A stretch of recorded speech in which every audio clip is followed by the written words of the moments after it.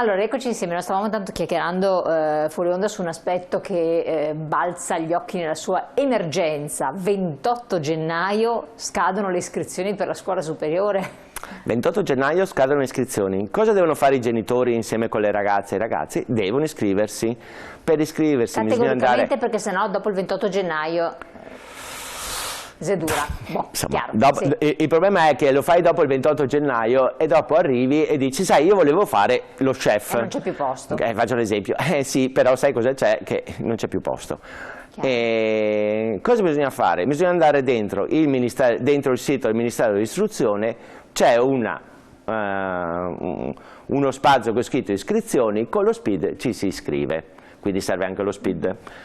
O diversamente, io faccio l'amministratore dell'Enel del Veneto, fate quello che fanno tutti, arrivano all'Enel del Veneto e vi danno una mano a iscriversi, anzi, meglio ancora, lo so che siamo il 28 gennaio, sono venute tantissime persone, venite lì, ci sono, lo facciamo per lavoro, gli orientatori, per cui si fa un percorso anche rispetto alla scelta della ragazza o del ragazzo di capire qual è anche il suo indirizzo. L'altro aspetto fondamentale rispetto a cosa succede nel futuro? Io adesso dico una cosa che è un po' fuori dal coro. Tenete conto che purtroppo fra quando noi decidiamo di fare un percorso, qualunque esso sia, e quando finiamo questo percorso il mondo è cambiato. Infatti. Questo è un dato di fatto, è innegabile e nessuno può... Quando mi chiedono cosa succederà domani, non lo so cosa succederà domani. Sicuramente abbiamo un sistema che ci dice che devi sapere usare il digitale, ci mancherebbe anche altro come cosa. Però è importante capire anche le attitudini della ragazza o del ragazzo, è importantissimo perché questo gli permetterà nella vita di affrontare tutti i cambiamenti. Il sistema educativo deve dare questo, deve darti tutte le competenze per, nel nostro caso, andare a lavorare. L'avete già capito, chi fa questi percorsi guadagna soldi, è innegabile, perché oggi il livello delle retribuzioni fra chi si è laureato e lavora a fare l'amministrazione in un'azienda, salvo che non sia il super direttore amministrativo, e chi fa l'elettricista o chi fa il meccanico, insomma, chi fa il meccanico e l'elettricista guadagna molto di più, questo lo sappiamo come cosa. Non solo. Un'altra cosa che è sottovalutata, che dà la formazione professionale, la competenza tecnica è spendibile ovunque. Sì, non ha confini assolutamente. Non ha confini. Saper fare l'idraulico, uno può fare l'idraulico in Australia. Adesso non mi deridano i notai, perché loro guadagnano tantissimi soldi, però non puoi fare il notaio in Australia. No, ma dopo ritorniamo sulle competenze, anche come scoprirle per quanto riguarda i genitori. Leggo un messaggio che era arrivato prima, vediamo se la regia me lo riesce a rimettere in onda un attimo solo. Allora, eccolo qua. È vero che in Italia tutti i laureati e le professioni lasciano agli extracomunitari che vengono poi mal pagati, abbassando il valore del lavoro, ma non è colpa loro, ma degli imprenditori che ne approfittano. E qui mi allaccerei al discorso di notizie di questi giorni, tirocinanti sfruttati, quelli che fanno il percorso, eccetera, perché non pagati, poi l'azienda li sfrutta, li tira, li fa fare di tutto e di più e poi li lascia a casa, e quindi c'è uno sfruttamento anche da parte delle aziende. Oppure certi lavori che non sono appunto ben retribuiti, adeguatamente retribuiti, soprattutto i più giovani, e questo è un altro... Sì, questo è un dato sul quale possiamo fare poche cose. Sapete qual è la differenza fra avere o non avere potere negoziale dal punto di vista del lavoratore? Avere o non avere competenze. Se uno acquisisce determinate competenze, parlo in questo caso sempre in ambito tecnico, sono figure molto ricercate e all'ordine del giorno. Noi abbiamo una selezione di aziende, perché noi siamo nati nel 1950 e quindi posso dire che abbiamo una storia molto lunga, e quando c'è successo di aziende dove il tutor verificava che il ragazzo non si trovava bene, non ci mandavamo più nessuno, ovviamente questa. Ma poi c'è una selezione naturale, è all'ordine del giorno anche nella relazione. Sentivo una grossa impresa nel settore dell'automotive che si lamentava perché 2 o 3 ragazzi erano andati via. Beh, certo che erano andati via, quello che stava dall'altra parte pure nel periodo di stage gli dava 500 euro in più, insomma ci sta anche questo, o gli dai qualcosa in più o se no le persone vanno. Ma noi dobbiamo permettere alle persone di avere la libertà di scegliere come lavoratori, e quando ce l'hai, se sai fare le cose. Guardate che adesso vi dirò una stupidaggine, ma molti oggi hanno le macchine ibride. Chi è che riesce a mettere le mani su un motore ibrido?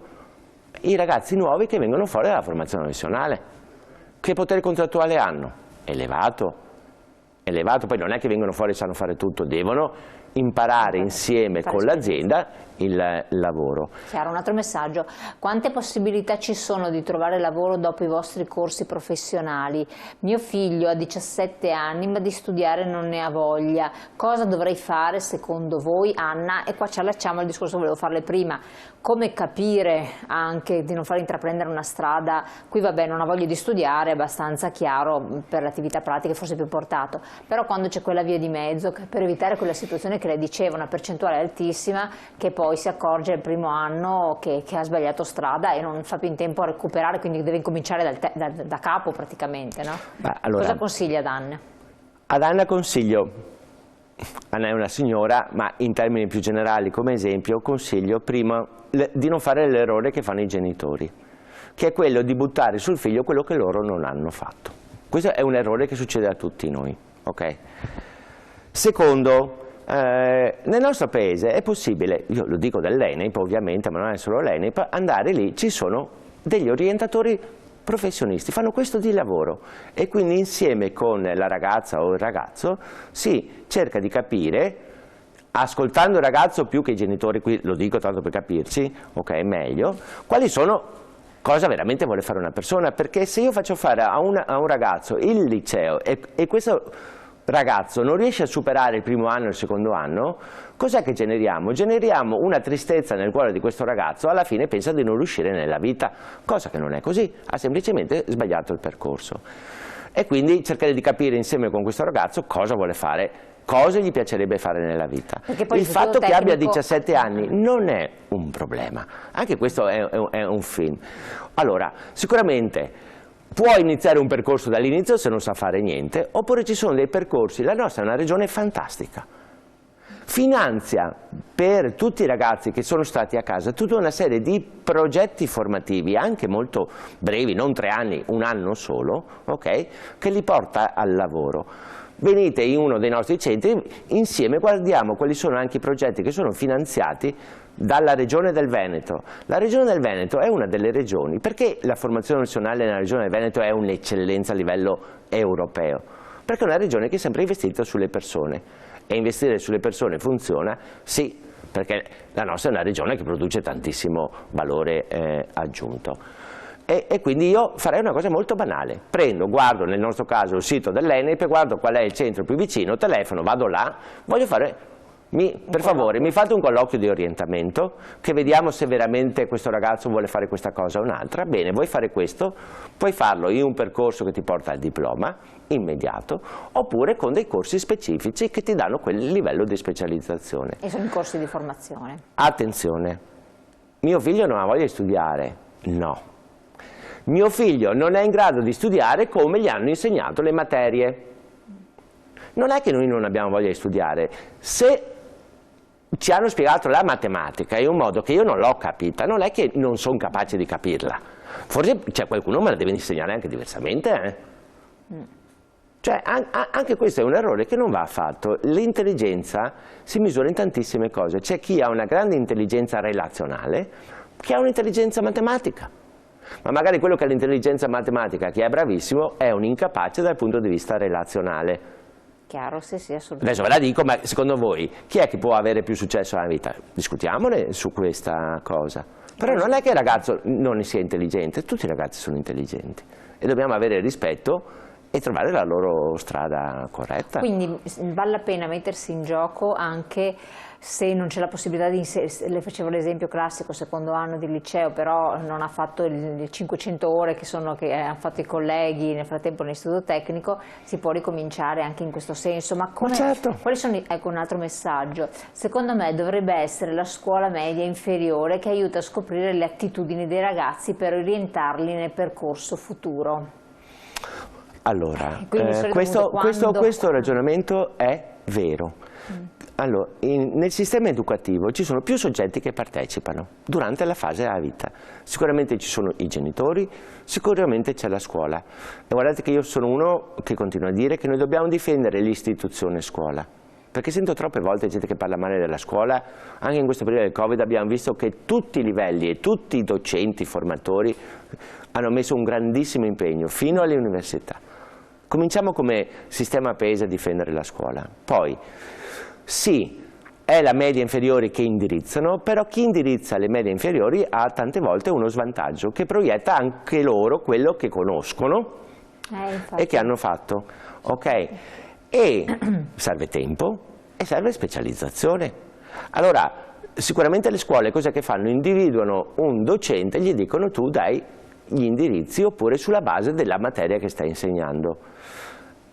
Non è sufficiente, non è sufficiente, perdonatemi, se io dovessi fare la scelta per i miei figli, dovessi dire faccio un percorso di orientamento, ascolto quello che mi dice la scuola, ma vado anche da un professionista, è quello che noi facciamo quando non stiamo bene, non lo capisco, sento il medico di base che mi manda dallo specialista. Oggi questi servizi, ripeto, ci sono di altissimo livello, ci aiutano. La scuola media arriva fino a quel punto.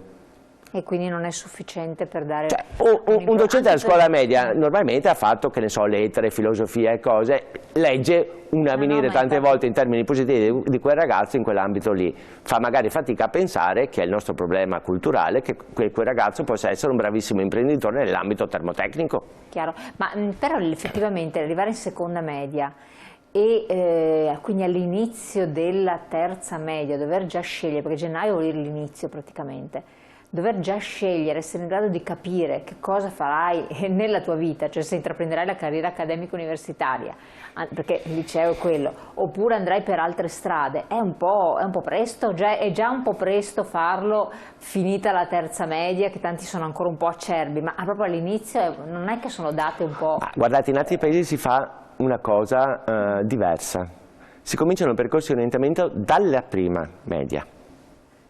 Prima, seconda e terza. Il nostro paese è fantastico rispetto ad altri paesi europei perché noi parliamo sempre della Germania. Se voi siete in Germania, qual è la situazione? Quando vi indirizzano su un percorso non ne potete più uscire. Da noi invece c'è una possibilità di passare da una parte all'altra.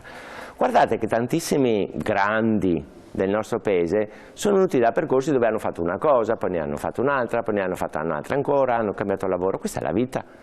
Noi una volta si andava a lavorare in un posto, in quel posto si stava tutta la vita e si facevano lavori diversi. Adesso è cambiato tutto. Oggi io faccio il mio lavoro in tante imprese, è una cosa anche questa normale, oppure cambio lavoro questo è un dato, mettiamocelo via, ogni 3-5 anni cambio lavoro. Anche perché ogni volta che cambio lavoro magari guadagno anche più soldi, o imparo altre cose. No, ma questo è importante, va riflettuto anche su questo. Comunque ecco, in altri paesi invece quella è la strada, più in Germania. La Germania che noi usiamo sempre come punto di riferimento, quando uno l'hanno messo su quella strada, quella è. Cominciano dalle elementari e quello farai. Come era con noi una volta. Pubblicità, pochi secondi, poi ritorniamo insieme.